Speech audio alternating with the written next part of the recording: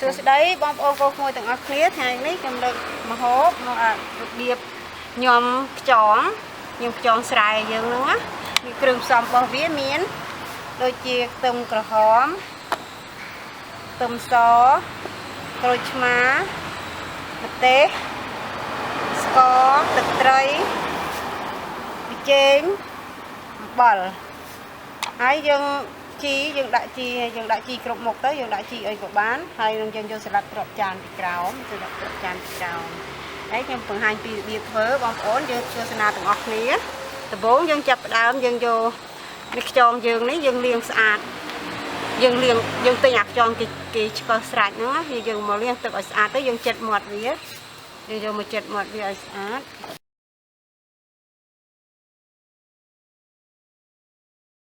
វាចោលទៅយើងពុះពីមកមិនវាធំពេក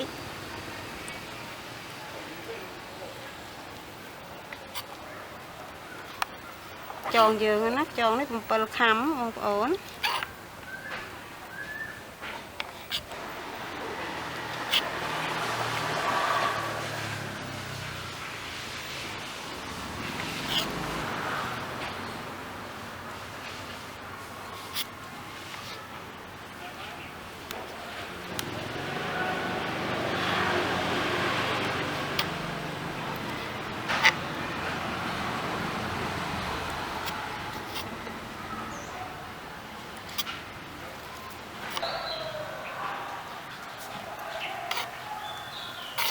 ចាហាន់អស់ហើយយើង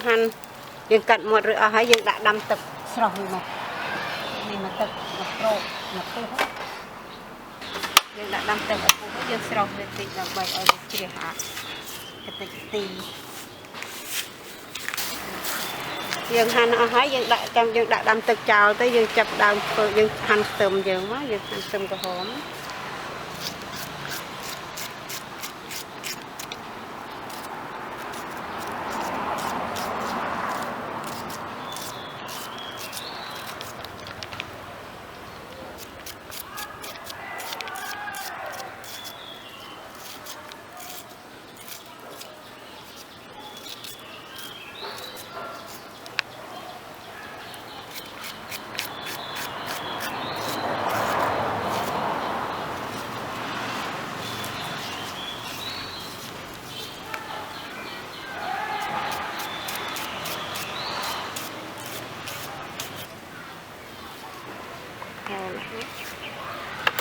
យើងហាន់ខ្ទឹមក្រហមយើងហើយយើង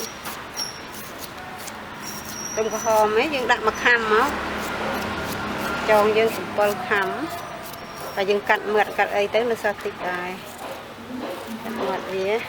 ហើយយើងហាន់ខ្ទឹមក្រហមហើយយើងទុកដល់ឡែកសិនយើងទុកសិន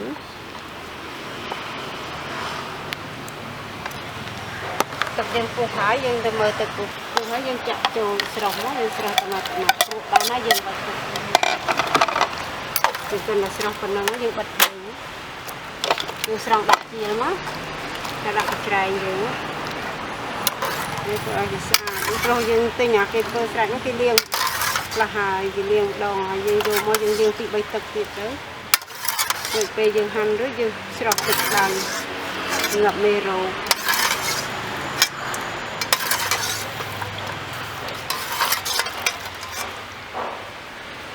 ណាយើងទុកស្រស់ទឹកសិន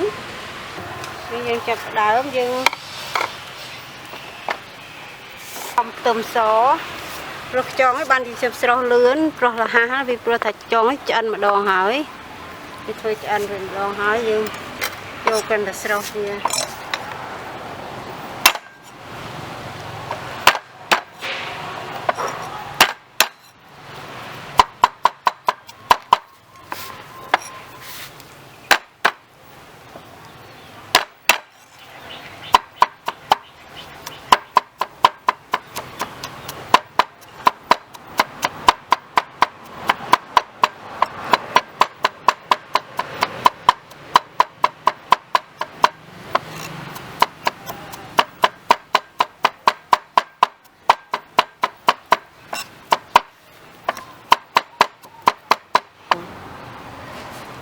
យើងដាក់ខ្ទឹមសចូលយើងដាក់ស្ករស2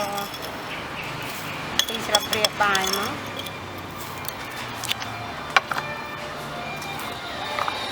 dương đặt chơi mà trong sập bìa bài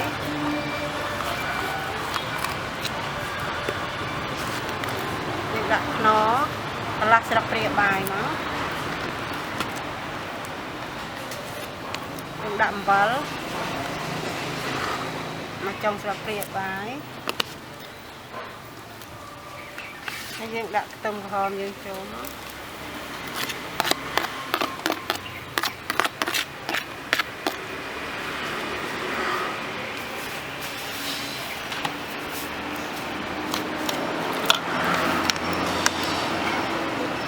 ยังจะตะไคร้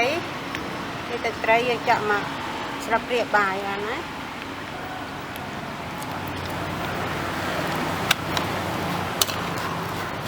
ยังก็บะบกตะไคร้ก็กองấy nàyยังจะตะไคร้ก็กองสลับเมาจะปีสลับเรียบบายไว้ยังจะโจใบตัวหมา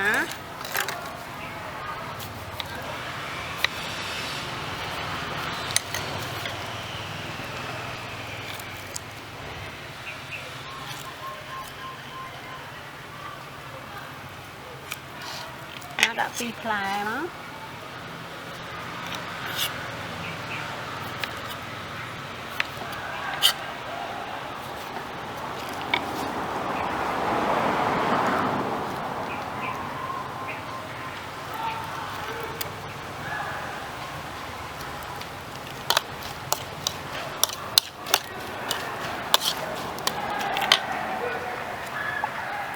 chạ tập cho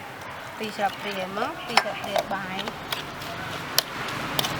rìa nhìn được chuyện hào tích tích cho nặng tay cho mất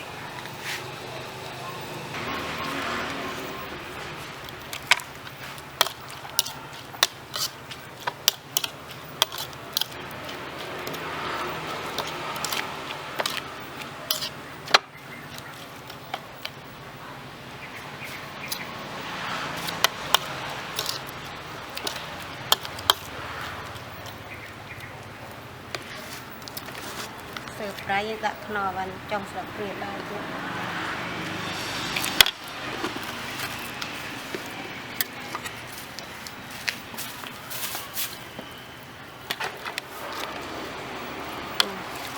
dân chợ tròn dân trồ mà dân lý dân đi tập trời đã dân chợ tập trời dân để dân lì bàn mà nó dân cho một chợ sụp tròn rồi hộp cái nghề thế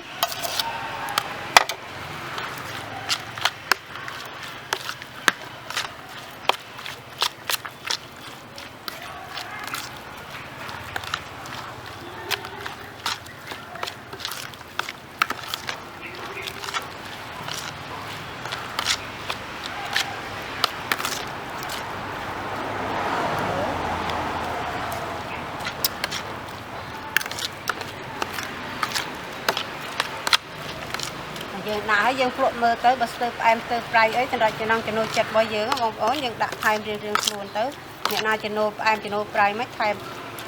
thay tiệt tuần ảnh tới nè hỏi dương đã chi máu chi dương phụ một chi ấy của bàn đài dương đã mà dương chơi chật chi ná dương đã chi nâng tới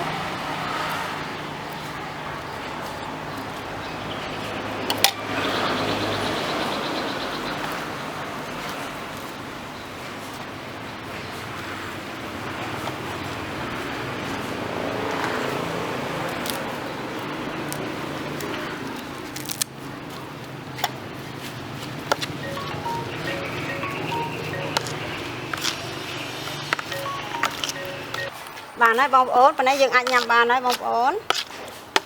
dừng mới mà dùng phụ mơ từng ọc nít mồm nấu mơ xanh mồm hơi anh nhằm bà nói